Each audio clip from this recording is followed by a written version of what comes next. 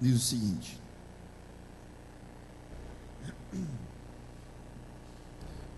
no dia seguinte, a multidão que estava do outro lado do mar, vendo que não havia ali mais do que um barquinho, e que Jesus não entrara com seus discípulos naquele barquinho, mas que os seus discípulos tinham ido sós, contudo outros barquinhos tinham chegado a Tiberíades, perto do lugar onde comeram o pão, havendo o Senhor dado graças.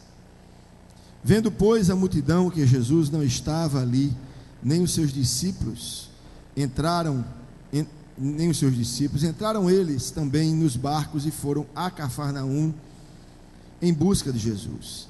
E achando-o no outro lado do mar, disseram-lhe: Rabi, quando chegaste aqui? Jesus respondeu e disse-lhes: na verdade, vos digo, que me buscais, não pelos sinais que vistes, mas porque comestes do pão e vos saciastes.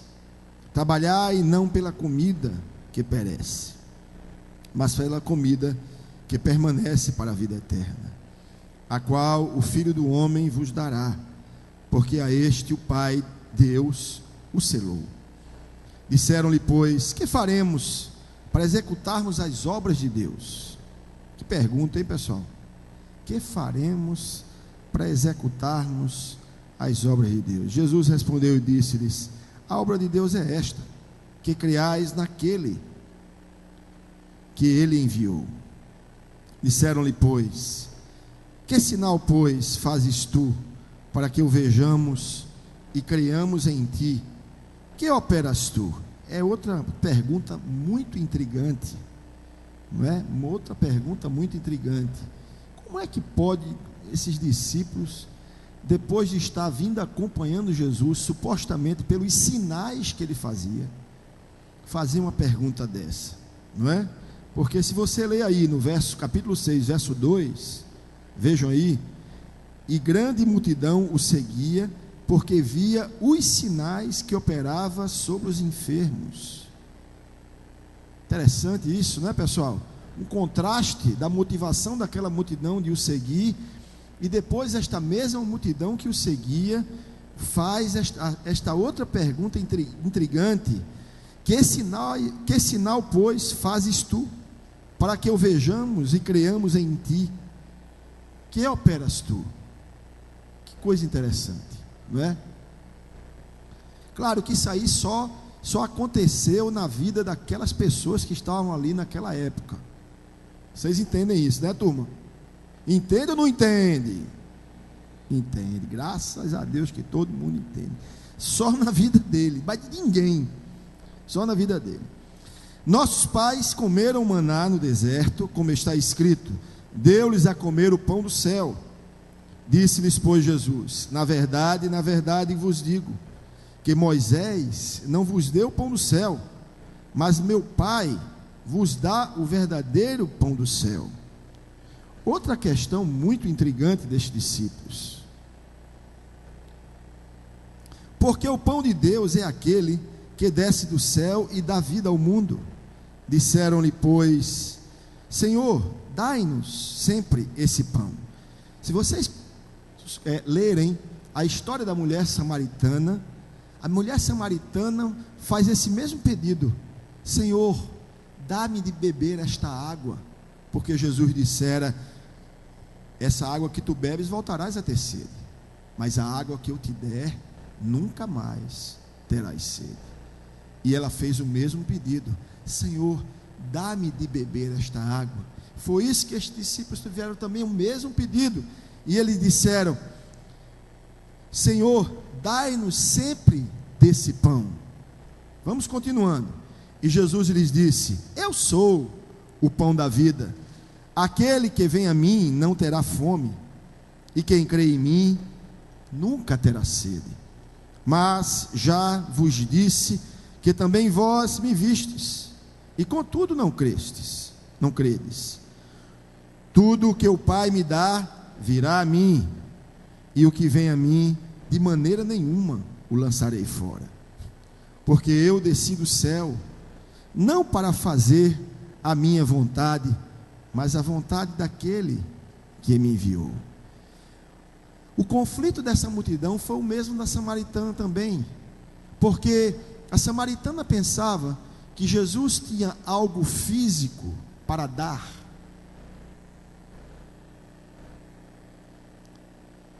A questão do trabalhar e do dar é muito interessante nesse diálogo.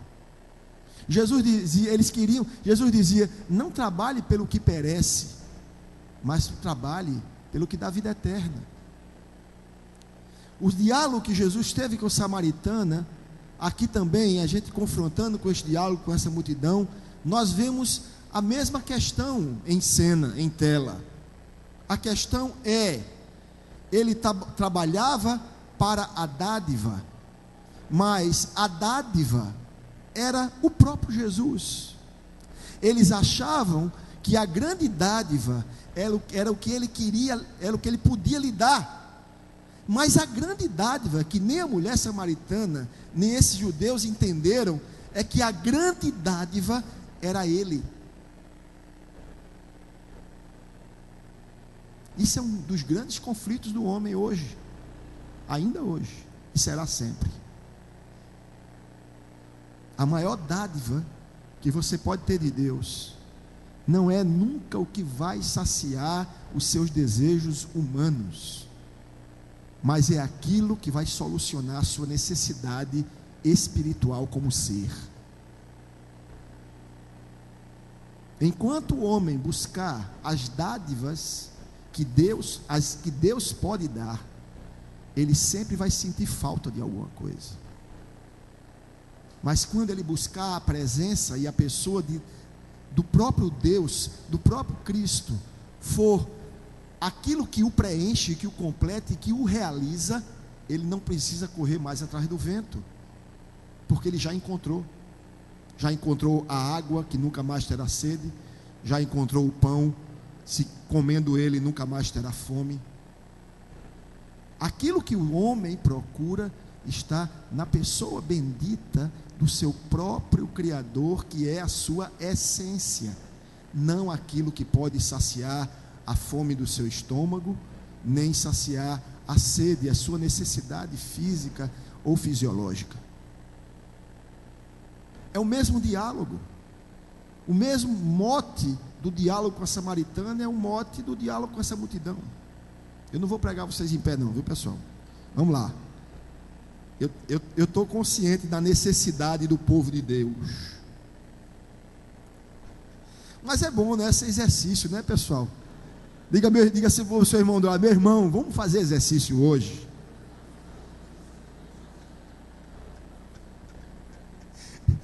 Diga ao seu irmão do lado que está sentado: meu irmão, está cansado de quê, meu irmão?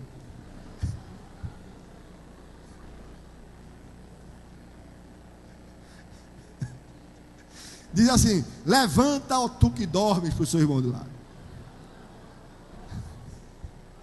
Resplandece que o Senhor já vem. A bênção é grande, viu, irmão? Vamos lá. Onde é que eu estava mesmo, hein, turma? Aonde? 39, né? Vamos lá.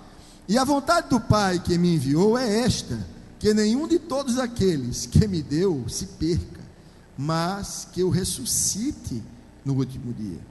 Porquanto a vontade daquele que me enviou é esta: que todo aquele que vê o Filho e crê nele tenha a vida eterna, e eu o ressuscitarei no último dia. Vá prestando atenção que nesse diálogo, quantas vezes o Senhor Jesus fala da ressurreição.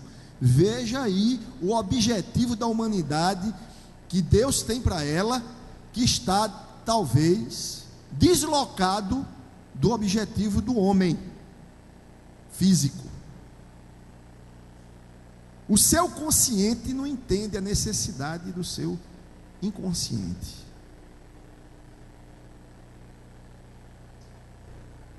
E Jesus falando de coisas espirituais e aqueles homens falando de coisas materiais. É um discurso completamente descolado um do outro. Jesus vai por um caminho, eles vão por outro caminho totalmente diferente. Não consegue enxergar. Vamos lá. Murmuravam, pois dele os judeus, porque dissera: eu sou o pão que desce do céu. Eita, aí acabou com eles. Veja só. E diziam: não é este Jesus, filho de José, cujo pai e mãe nós conhecemos? Como, pois, diz ele: desci do céu? Respondeu, pois, Jesus e disse-lhes: não murmureis entre vós. Ninguém pode vir a mim se o Pai que me enviou não o trouxer. E eu, o quê?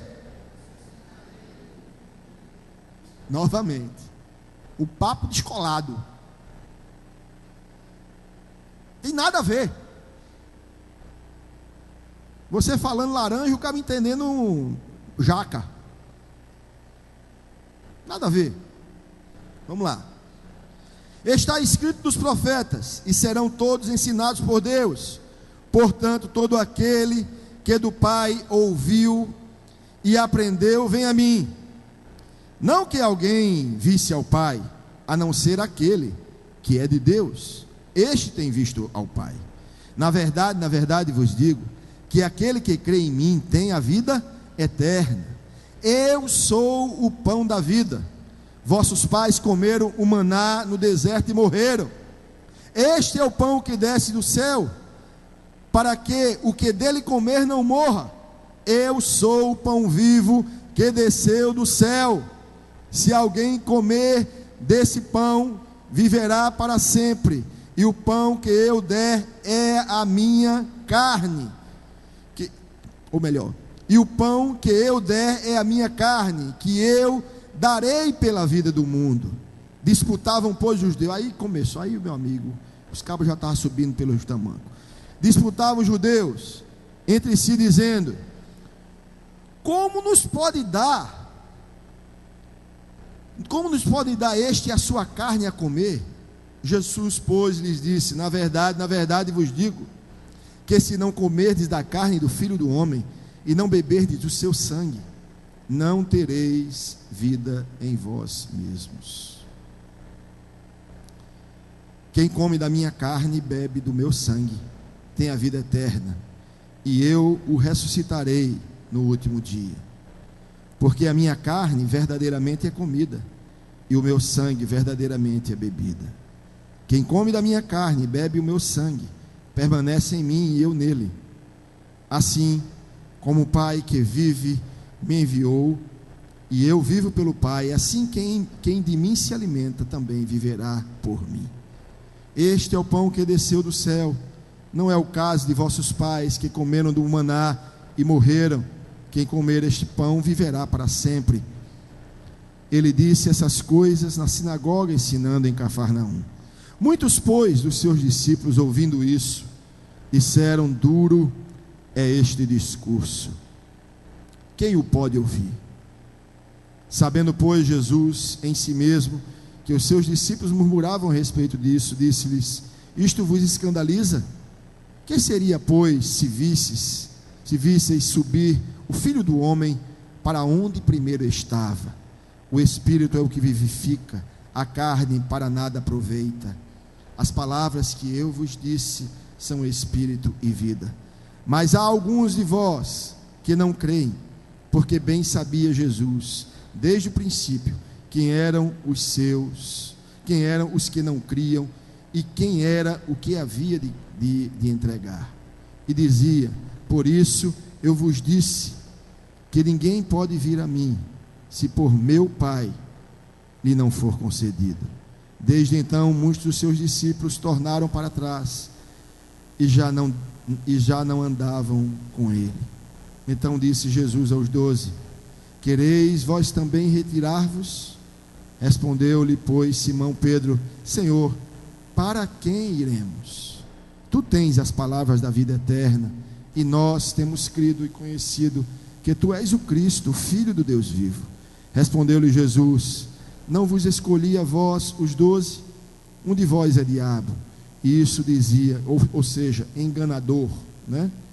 E isso dizia ele de Judas Iscariotes, filho de Simão, porque este o havia de entregar, sendo um dos 12. Amém. Podem sentar. Foi um bom exercício, né, pessoal?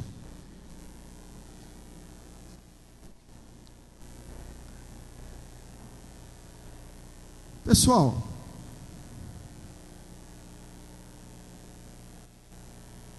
esse texto é muito interessante, esse texto, se você vai analisar.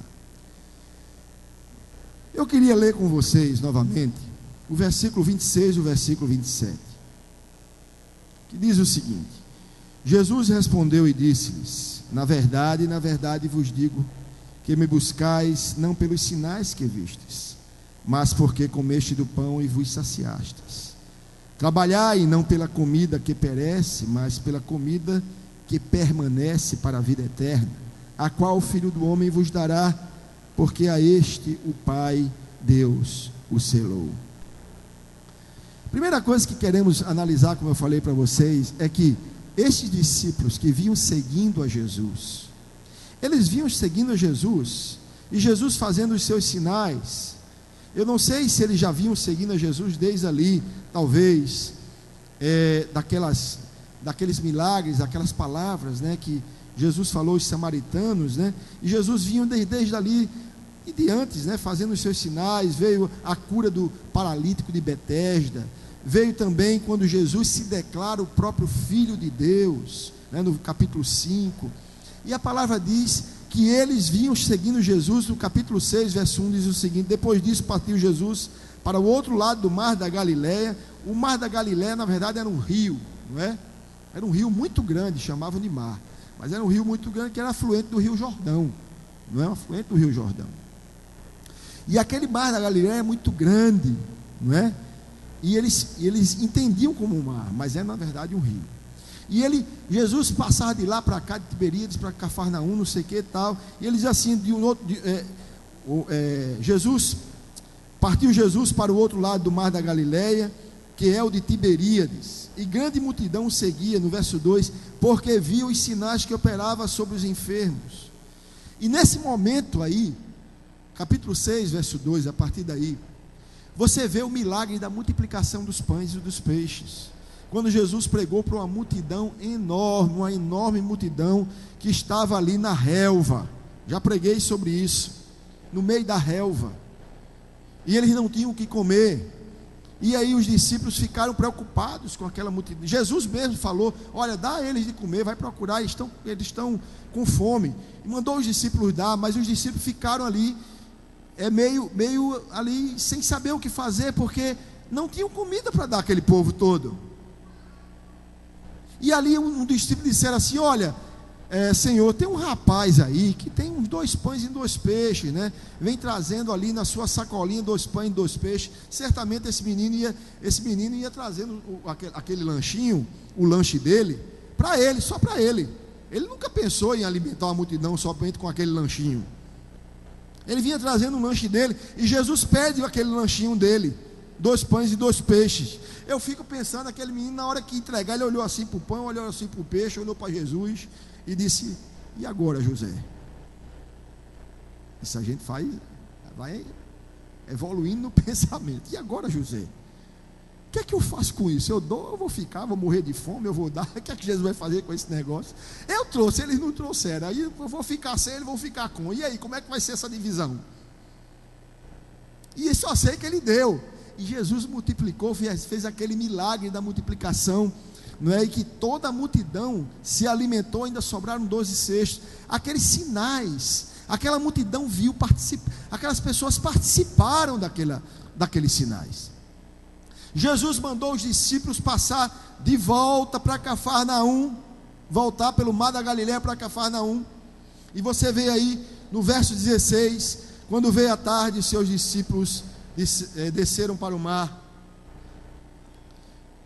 Vamos ver aqui, verso 15: sabendo, pois, Jesus que haviam de vir arrebatá-lo para o fazerem rei, tornou a retirar-se ele só para o monte, e os discípulos, né, claro, e quando veio a tarde, os seus discípulos desceram para o mar, e encontrando o barco, passaram o mar em direção a Cafarnaum, e era já escuro, e ainda Jesus não tinha chegado perto deles. Esse foi um momento que Jesus também fez um grande milagre. Ele andou sobre as águas, ele foi em direção aos discípulos andando sobre as águas. O discípulo ali, tanto que aquela multidão só via um barquinho, que Jesus não usou barquinho. Os discípulos usaram o dele e Jesus deixou o outro lá, foi andando. E ali foi uma outra experiência tremenda, agora dos discípulos. Não da multidão, mas dos discípulos. Em ver Jesus andando sobre as águas e achar que é um fantasma. Uma experiência grande. E depois desse episódio, que os discípulos viveram essa experiência, aí veio a vez da multidão. No dia seguinte, a multidão que estava do outro lado do mar, vendo que não havia ali mais do que um barquinho, e que Jesus não entrara com seus discípulos naquele barquinho, mas que os seus discípulos tinham ido sós, contudo outros barquinhos tinham chegado a Tiberíades, perto do lugar onde comer o pão, havendo o Senhor dado graça. Vendo, pois, a multidão que Jesus não estava ali, nem os seus discípulos, entraram eles também nos barcos e foram a Cafarnaum em busca de Jesus. E achando-o do outro lado do mar, disseram: Rabi, quando chegaste aqui? Chamou Jesus de mestre. Quando chegaste aqui? Agora, o mais interessante é que a motivação aparente daqueles discípulos de seguirem a Jesus, pelo menos a aparente, que é vista pelo autor deste evangelho, João, é que aquela multidão seguia a Jesus pelos sinais que ele fazia. Mas quando essa multidão tem um encontro e um diálogo com Jesus, Jesus revela algo que nem eles próprios estavam vendo. E Jesus fazendo os sinais. Jesus mostra algo dentro deles que nem eles próprios sabiam, ou alguns podiam até saber, está conscientemente aparentando um comportamento ou uma motivação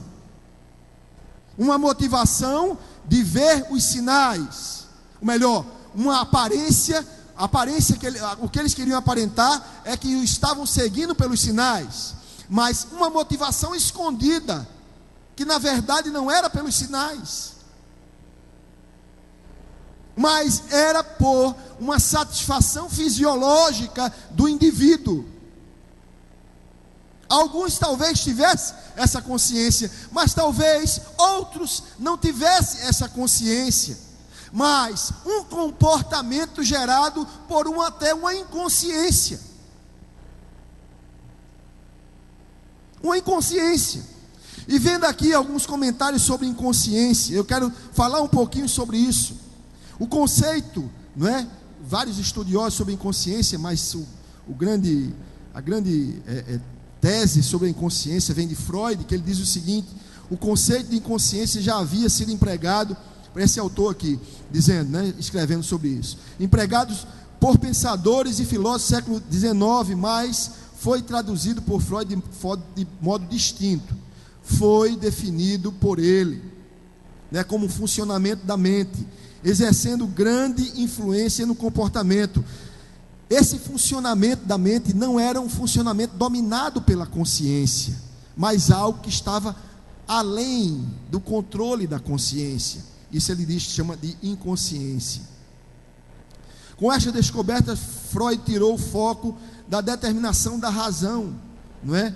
Ali em relação aos indivíduos, na determinação do comportamento, para atribuir ao inconsciente essa importância. Por exemplo, a notada frase, foi sem querer querendo, não é? Que algumas pessoas, vocês já viram algumas pessoas falando, ilustra como o inconsciente pode influenciar, mesmo que a pessoa hipoteticamente não queira agredir alguém. Pode, não é, inconscientemente, não intencionalmente, fazer isso. Assim, o inconsciente passou a ser conhecido como um lugar psíquico que funciona como um baú repleto de fantasias, desejos e emoções. Repleto de fantasias, desejos e emoções. O inconsciente se expressa por meio do humor, que ele chama de xistes, humor, atos falhos, ou seja, comportamentos inesperados, lapsos de linguagem, sonhos, e na associação livre das ideias, alguma coisa que você faz sem pensar. não é, que age sem pensar. Por exemplo, chamaram a pessoa pelo nome de outra, quando escapa uma palavra fora do contexto. Isso tudo é obra do inconsciente, segundo a tese freudiana. Então, o que pode estar encoberto no que diz respeito ao inconsciente? As lembranças, as memórias, fatos significativos, experiências afetivas, sensações, está ali encoberto pelo inconsciente, não é? Isso tudo está encoberto. Então, o que eu quero aqui refletir dentro desse texto é que, pessoal, nós precisamos pedir a Deus que sonde. Por isso que Deus, Ele esquadrinha o coração do homem. A palavra de Deus é como faca de 2 gumes, que separa ali juntas e medulas, alma do espírito. E ela também vê todos os pensamentos. Ela consegue ver a perspectiva de todos os pensamentos do coração do homem. E aí nós temos que ter muito cuidado com isso, irmãos. Essas pessoas, apesar de verem os sinais e aparentemente isso os motivava, mas quando esteve diante do Cristo vivo, dialogando, Jesus mostrou algo para muitos, pelo menos para alguns deles, que eles não conheciam, que eram as motivações reais do coração deles. Talvez alguns ali, vou repetir, talvez vivesse de aparência conscientemente, mas talvez alguns estivessem ali sem entender que o que os motivava era o seu fisiologismo, as necessidades da sua carne, as necessidades do seu ego, sonhos não realizados que não foram entregues a Deus, vontades ainda pulsantes no coração, que ainda não foram dominadas pela vontade de Deus, perspectivas que você sempre teve sobre a sua vida, e que de repente o Evangelho foi um meio mais seguro para alcançá-la, ou o Evangelho talvez para alguns deles não era o caminho, mas era uma ponte para o seu próprio caminho. E muitas vezes nós não cuidamos desse inconsciente que está guardado e que nós não conhecemos, e muitas vezes ele emerge de uma hora para outra e revela na verdade quais são as motivações do coração do homem, os desejos da alma, os alvos não atingidos e que estão ali reprimidos e que não foram entregues a Deus. Eles apenas estão adormecidos para no momento certo você usar Deus como uma grande ponte para os seus próprios sonhos.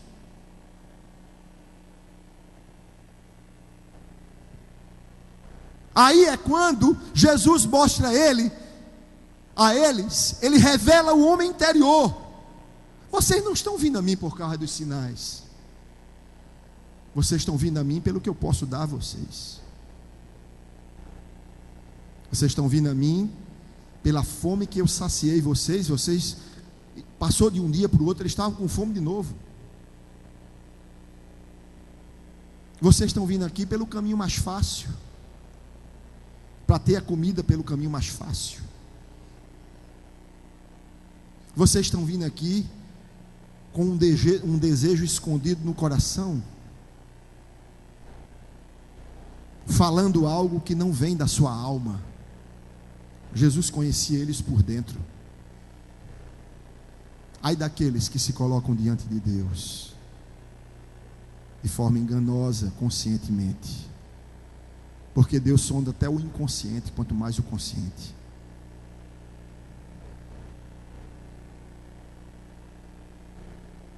Jesus sondou o coração daqueles homens e começou o discurso mostrando qual era a verdadeira realidade que ia completar aqueles homens. E ele mostrou o que existia na vida desses homens.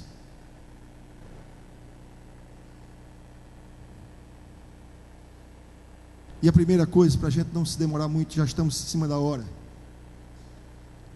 eu queria aqui exortar a igreja, para que nós juntos, como seres humanos, pudesse colocar em nossas orações, diga: Deus,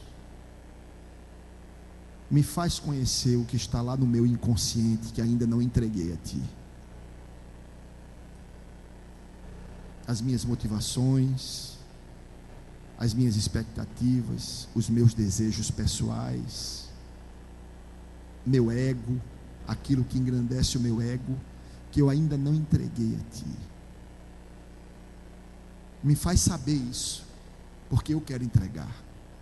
Não se permitam, como esses homens permitiram, ser enganados, não é, pelo homem interior, pelo aquele velho homem que ainda de repente ainda está tentando sobreviver.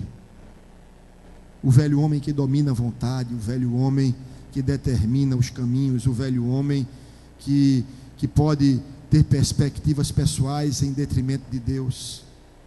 Teve uma certa vez que eu fui pego nessa situação, irmãos.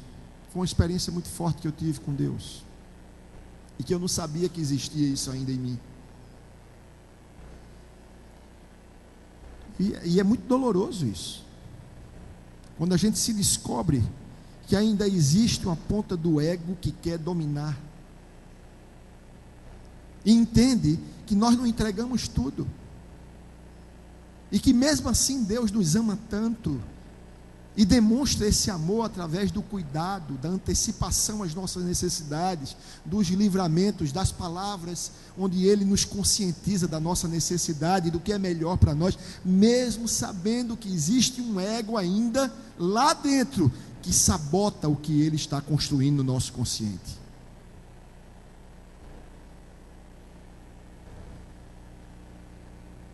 Às vezes o homem sabota o próprio homem.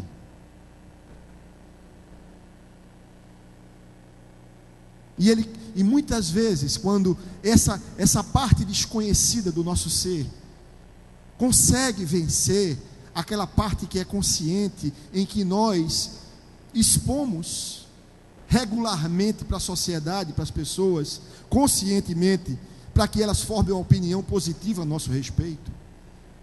Às vezes essa parte que não conhecemos, quando ela consegue dominar esse consciente, ela vai sabotando a obra de santificação que Deus tem feito em nós.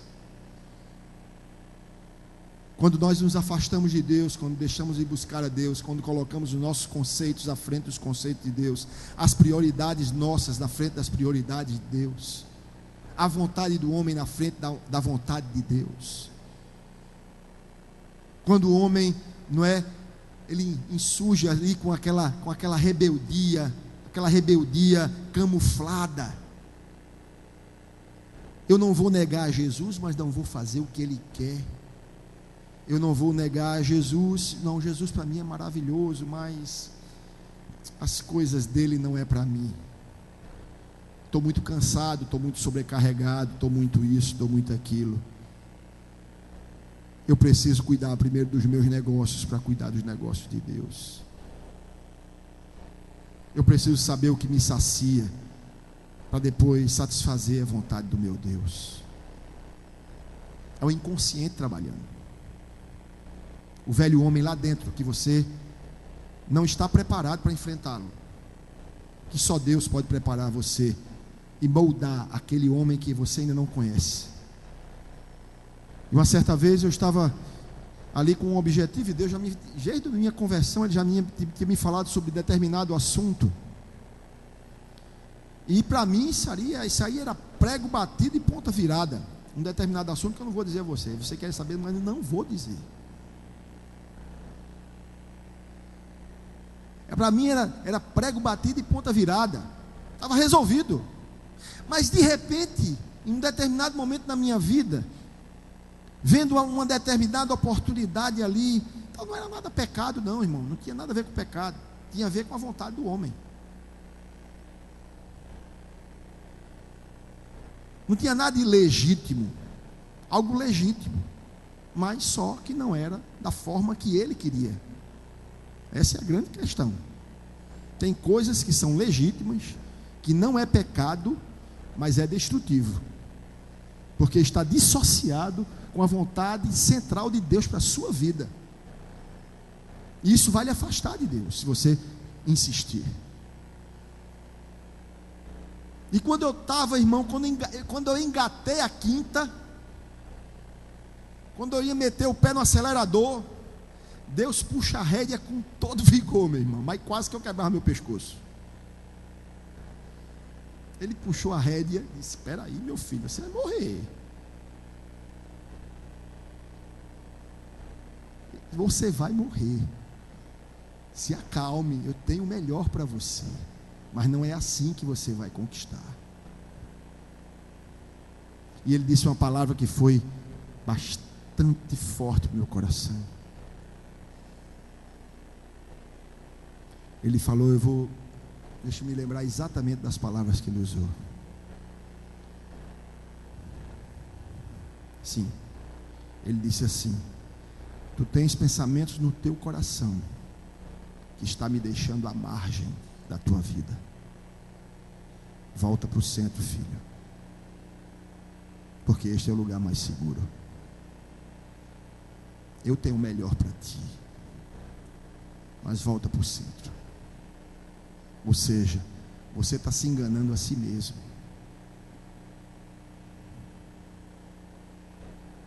Isso aí foi muito forte para mim, irmãos, porque era um assunto definido na minha alma. Mas eu via que havia uma ponta lá dentro que ainda nutria uma esperança em fazer do jeito que eu queria. Só estava adormecido. E ali Deus naquele dia me fez me conhecer por dentro mais um pouco, porque essas confrontações com o nosso eu são extremamente dolorosas, muito dolorosas. Ou você passa um tempo emburrado para Deus ir dobrando aos pouquinhos, ou você chora de se acabar com vergonha. Ou mesmo quando você passa o tempo emburrado, que Deus lhe mostra que você está errado, mesmo assim você chora de se acabar depois que se entrega.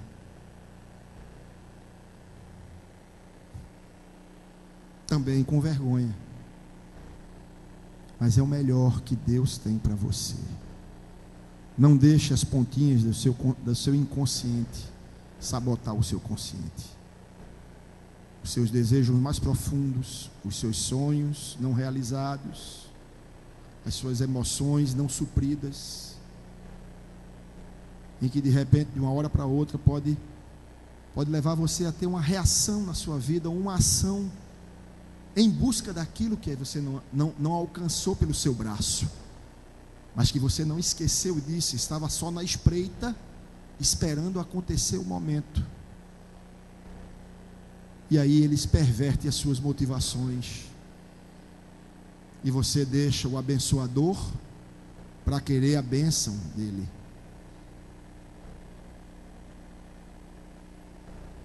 Cuidado com aquilo que você deseja muito, mesmo que não seja ilícito nem pecado,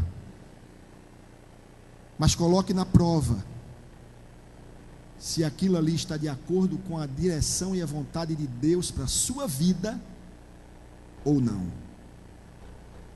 Se a presença de Deus é mais valiosa do que aquilo que você tanto deseja,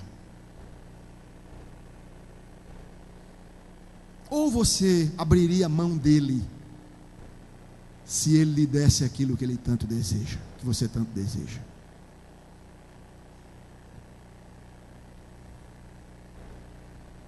O discurso de Jesus foi descolado dessa multidão, porque Jesus falava da necessidade interior daquela multidão.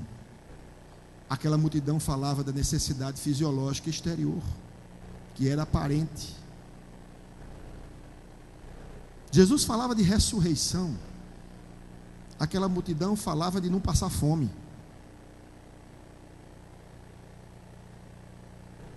Não, peraí. Quando Jesus começou a falar de coisas espirituais, ele disseram assim: peraí, veja só. E disseram-lhe, pois, que faremos para executarmos as obras de Deus? Jesus respondeu e disse-lhe, verso 28 e 29, né? A obra de Deus é esta, que creais naquele que ele enviou. Disseram-lhe, pois, que sinal, pois, fazes tu, para que o vejamos e creiamos em ti? Que operas tu? Puxa vida! Os cabas estavam cegos. E aí, ele disse: nossos pais comeram maná no deserto, como está escrito. Deu-lhes a comer o pão do céu. E disse-lhes, pois, Jesus: na verdade vos digo, que Moisés não vos deu o pão do céu, mas meu Pai que vos dá o verdadeiro pão do céu. Porque o pão de Deus é aquele que desce do céu e dá vida ao mundo. Disseram-lhe, pois, Senhor, dá-nos sempre este pão. Me dá isso, para eu não ter fome nunca mais, meu Senhor.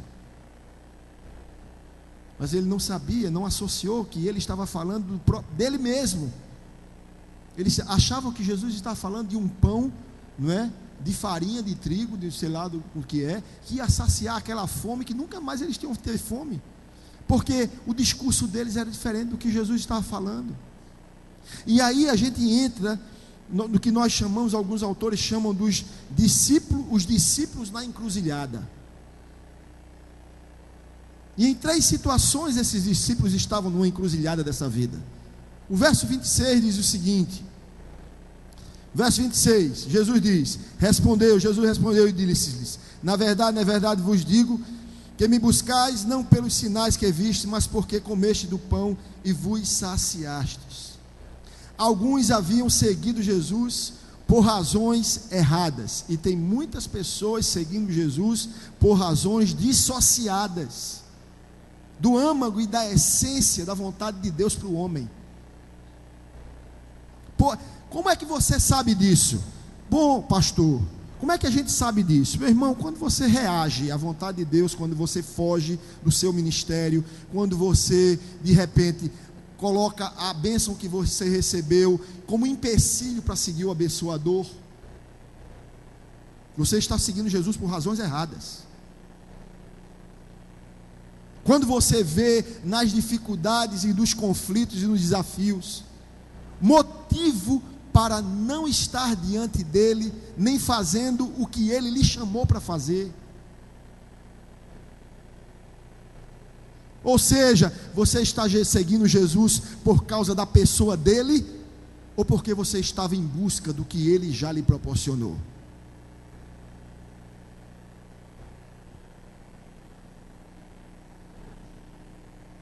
É um negócio sério isso, irmãos. Tem que fazer você tem que vasculhar você por dentro e botar um robô para detectar quem realmente somos nós. O que realmente somos nós? Esse negócio que somos,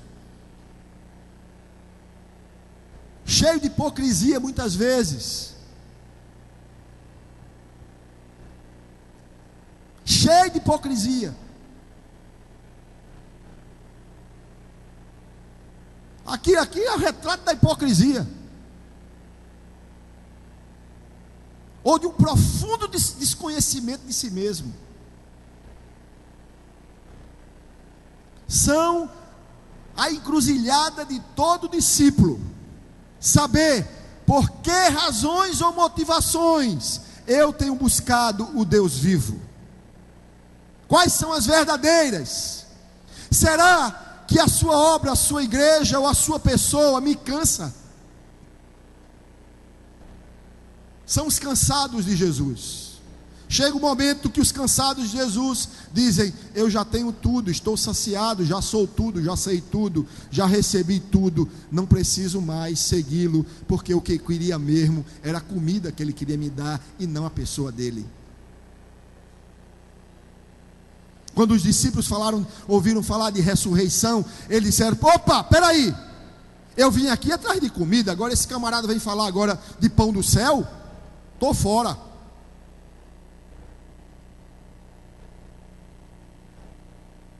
Eu vim aqui atrás daquele restaurante de graça, daquela refeição fácil. Agora esse camarada vem com essa conversa de pão do céu, de ressuscitar no último dia, de eu sou o pão vivo, coma da minha carne e do meu sangue. Que conversa é essa?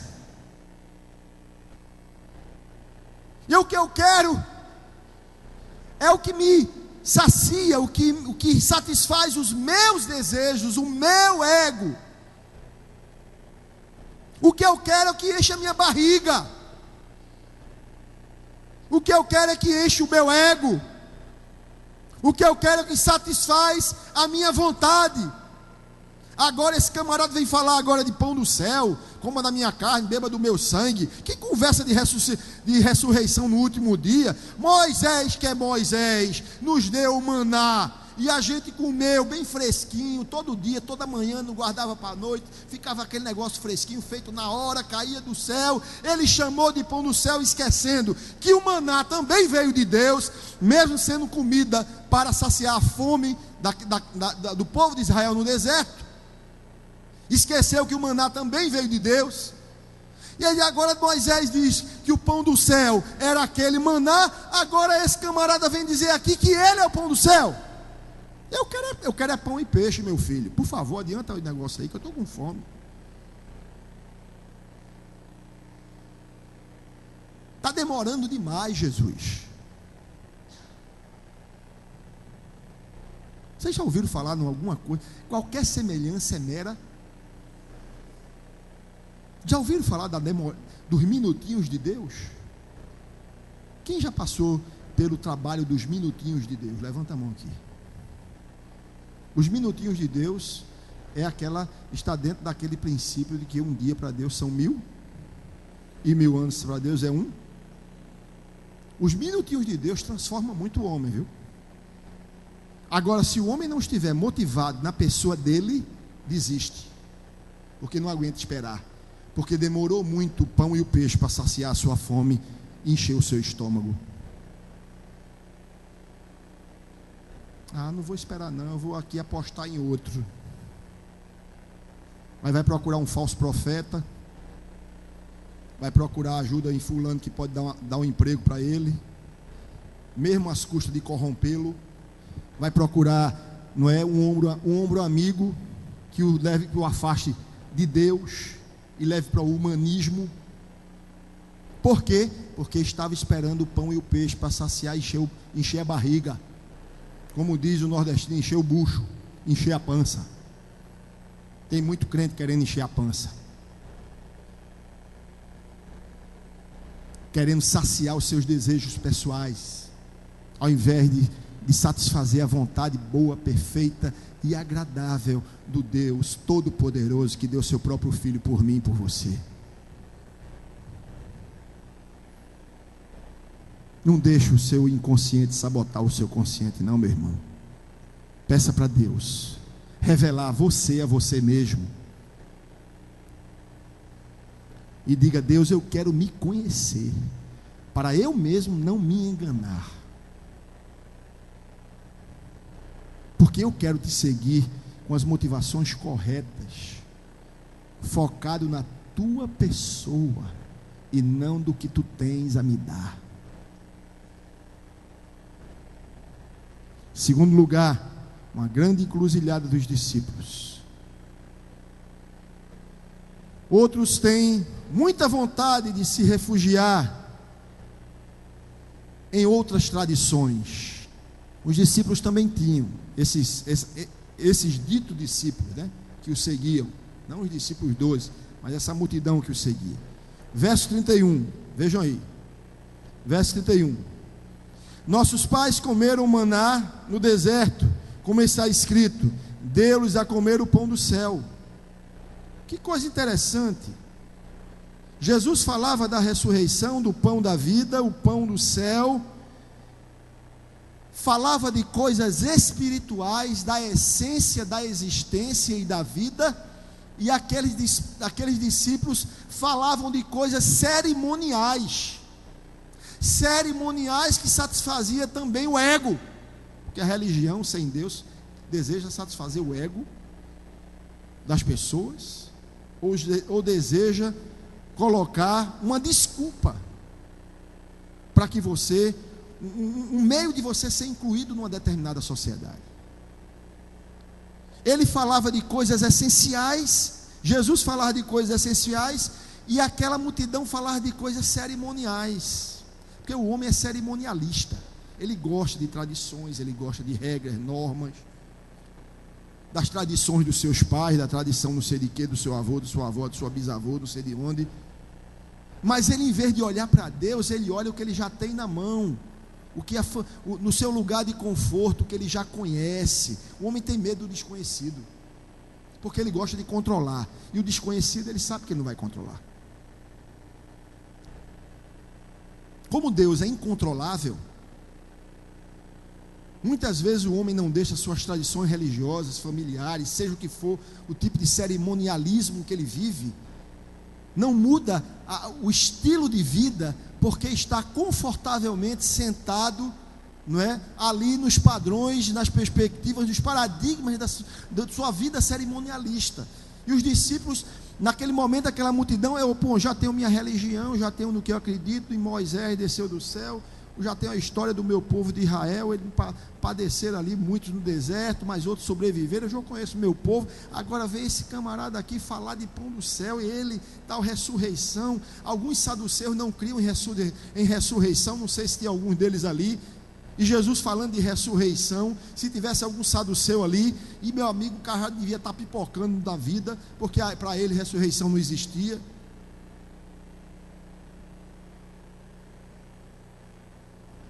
E às vezes nós queremos buscar a Deus, mas queremos enquadrá-lo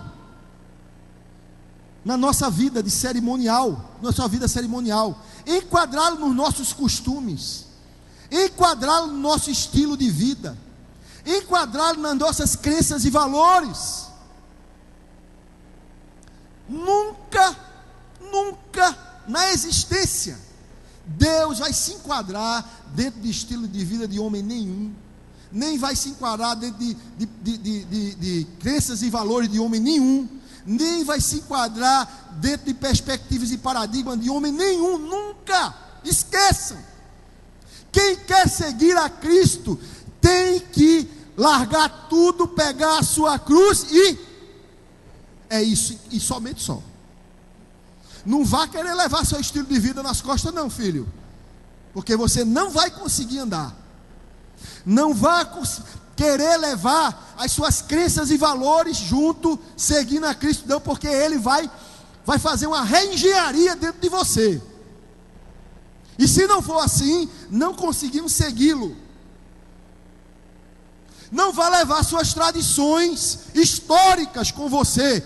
Eu vou, feito Tiago queria, capítulo 15 de Atos. Tiago, ali no concílio ali de Jerusalém, Tiago disse assim: olha, tudo bem, a gente aceita aqui o cristianismo tal, a lei de Deus, de Jesus tal, mas olha, vamos guardar o sábado, não vamos comer sangue não. E lá vem ele com o cerimonialismo dele,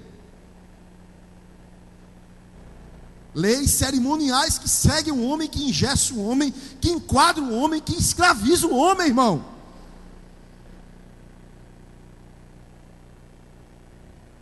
Se preocupa mais com a sua imagem do que o indivíduo está morrendo ali na rua. Tem uma pessoa morrendo, é capaz de você passar por cima dela, fazer de conta que nem veio e vai embora. Cada um com seus problemas. Claro que ninguém nunca disse isso aqui, mas lá fora tem gente assim que diz. É ou não é? Cada um com seus problemas. Mas está lá na igreja, crente, sentadinho no banco com a família, caminhando. Estou caminhando para a igreja, pastor. Que bênção, meu irmão. Você vai para a escola dominical? Vou não, pastor, porque domingo você sabe, né? Um dia dormir mais tarde, não sei o quê. E os filhos crescendo no mundo e não leva para a igreja, porque entrou numa vida cerimonial evangélica e não numa vida espiritual perseverante, sacrificial, onde abre mão dos seus direitos em prol de uma vida espiritual saudável. Eu tenho um direito de ficar todo domingo na minha casa? Tenho, claro que tenho.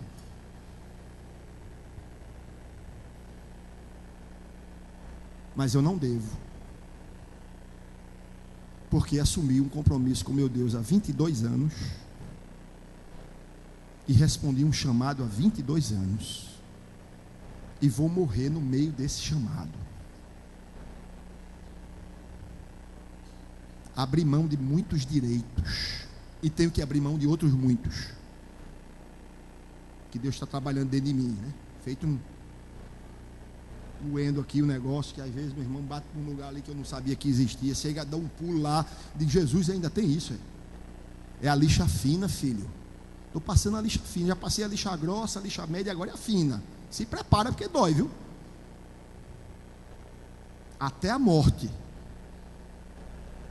Quando a gente receber um corpo glorificado, aí acaba a obra de santificação.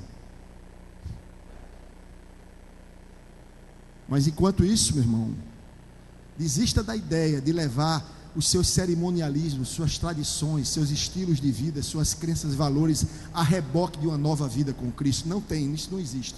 Jesus vai mudar seu estilo de vida, seus conceitos, suas crenças e valores, seu comportamento, suas tradições. Você não vai ter mais a tradição evangélica.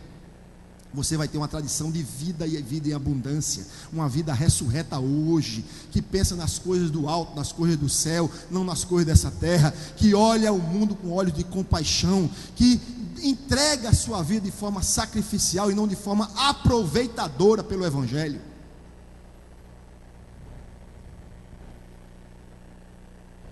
E esses discípulos só pensavam: eu quero é comer pão e peixe, eu quero que ele respeite a minha religião. E Jesus disse: você não precisa de religião, você precisa de mim. Você não precisa das suas tradições, você precisa de mim. Em terceiro lugar, no verso 53 e último lugar, eu sei que tem alguns irmãos já se preparando aí, taxiando. 53 diz o seguinte: Jesus, pois, lhes disse: na verdade vos digo, que se não comerdes da carne do Filho do Homem e não beberdes o sangue, não tereis vida em vós mesmos. Alguns deles, sabe por que ele disse isso? Porque alguns daqueles homens ali acharam que o chamado de santidade de coração e de vida, eram excessivamente exigentes. Ele falou do sacrifício. Se você não permitir que a minha natureza ou que a minha santidade molde a sua vida, você não vai conseguir me seguir.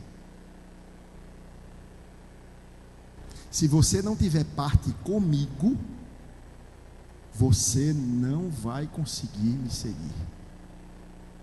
Se você não se parecer comigo, você não vai conseguir me seguir. Se o meu caráter não for impresso no seu caráter, você não vai conseguir me seguir. Se a sua vontade não se converter à minha vontade, você não vai conseguir me seguir. Se você não carregar a cruz como eu carreguei, você não vai conseguir me seguir, e eu não ressuscitarei no último dia. Verso 53 novamente, vamos ler aí, pessoal, leiam junto comigo. Jesus, pois, lhe disse o quê?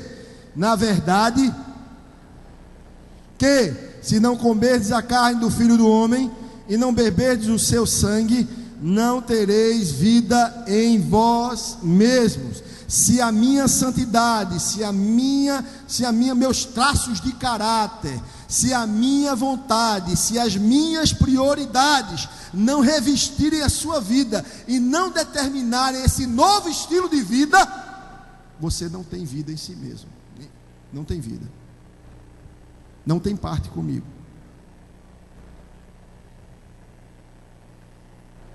Não tereis vida em vós mesmos. Sabe por quê? Porque nem eu nem você temos vida em nós mesmos. Esqueça. Eu e você somos zumbis, que nascemos zumbi. Um bando de zumbi, morto-vivo. O homem nasce assim. Por causa do pecado, nasce separado de Deus. Jesus é que nos dá vida, a vida dele passou para nós. Na cruz ele levou as nossas maldições e derramou a sua vida sobre nós. Jesus levou os nossos pecados e derramou a sua santidade sobre nós. Jesus levou a nossa morte e derramou sua vida eterna sobre nós. Como é que nós vamos segui-lo se ele não estiver vivendo a nossa vida? Jesus falava de santidade, de uma vida coerente, com o que nós professamos, com o que nós cremos, com o que nós declaramos. Tem gente que declara, determina e declara. Eu determino, eu declaro, eu não sei o que. Meu irmão, vai determinar e declarar não. Se ajoelhe e diga: Senhor, tem misericórdia de mim, eu estou embaixo da tua poderosa mão, coloca a tua mão sobre mim, que eu alcançarei todas as coisas, posso todas as coisas em ti que me fortalece.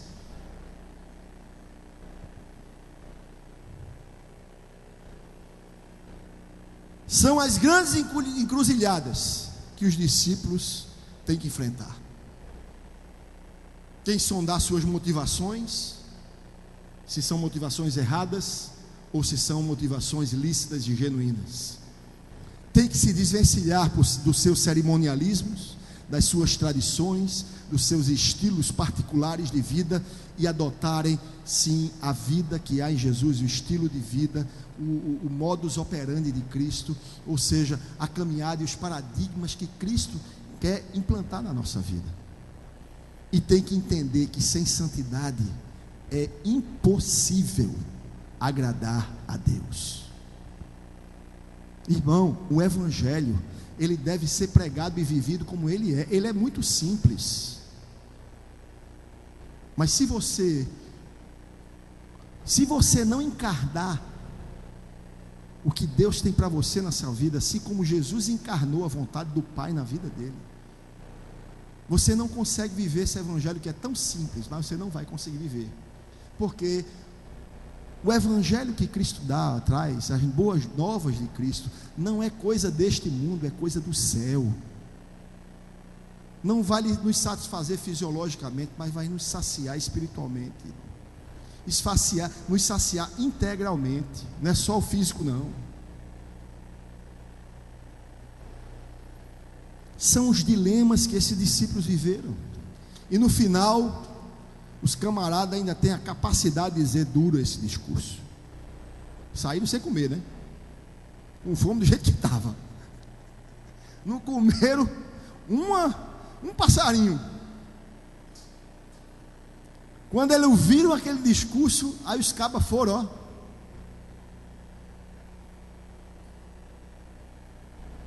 Vocês já viram alguém fazer isso? Sair de fininho, sem ninguém ver?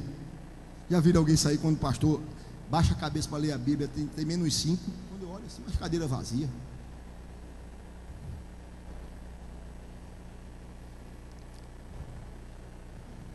Eu vou começar a tirar foto da igreja desde o início até o fim. Quando eu levanto a cabeça, faço clique, aí boto aqui no bolso. Daqui a 10 minutos eu faço clique.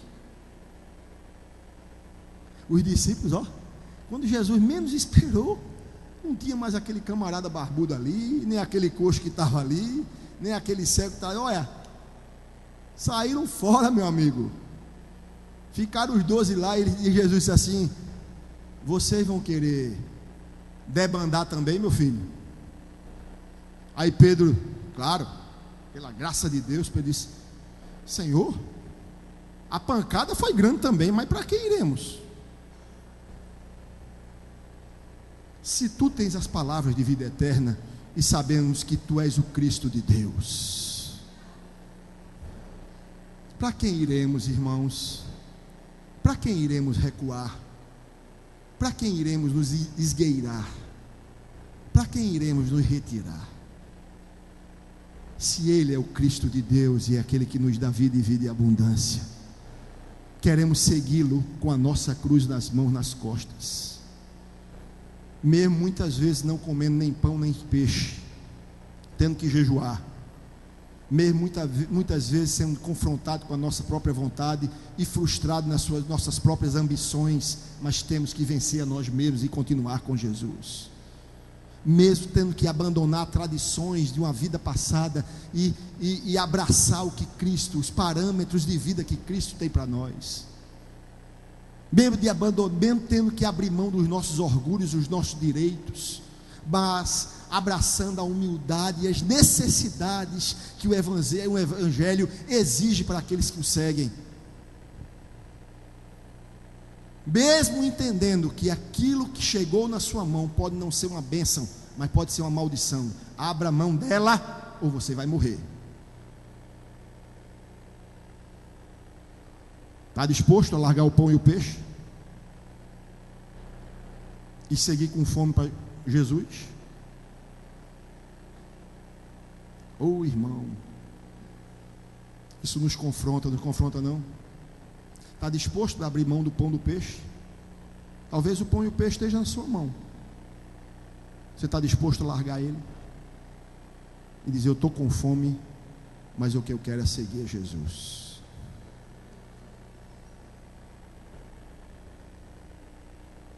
Jesus pode fazer o milagre que Ele quiser na sua vida. Jesus pode fazer o impossível acontecer na sua vida. Mas eu quero lembrar bem a você, o impossível que Ele fizer não substitui a pessoa dele. Nunca se esqueçam disso, meus irmãos. Senão vocês vão ficar agarrados no impossível que Ele fez. Mas podem pensar em abrir mão daquele que se originou o impossível. Cuidado com isso. Nada é mais valioso do que a pessoa bendita do nosso Salvador. Ele é a nossa porção. Ele é aquele que sacia a nossa fome, porque comemos da sua carne. Ele é aquele que sacia a nossa sede, que bebemos do seu sangue. Ele é aquele que satisfaz e muda as nossas motivações conforme a sua vontade, porque Ele tem o melhor para mim e para você.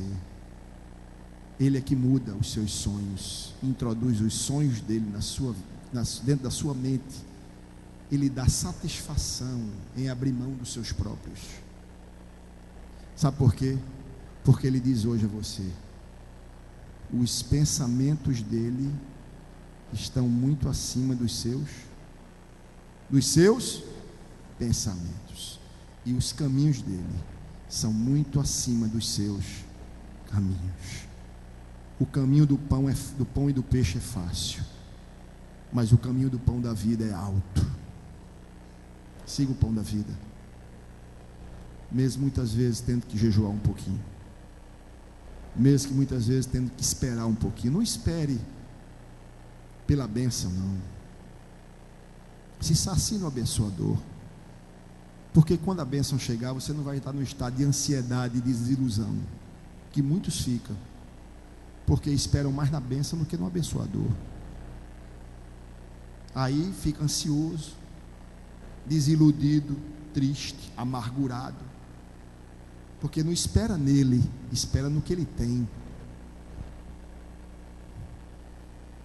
Esses discípulos aqui erraram o alvo por causa disso.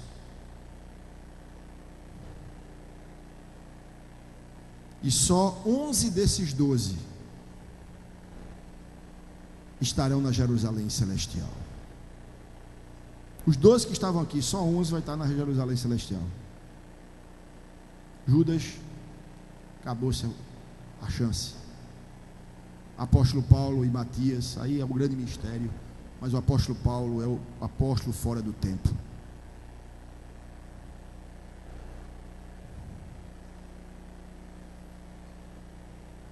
Queiram ser um discípulo que fica e que permanece, mesmo que o discurso lhe confronte, mas que você o segue, mesmo sendo confrontado. Vamos ficar em pé, irmãos.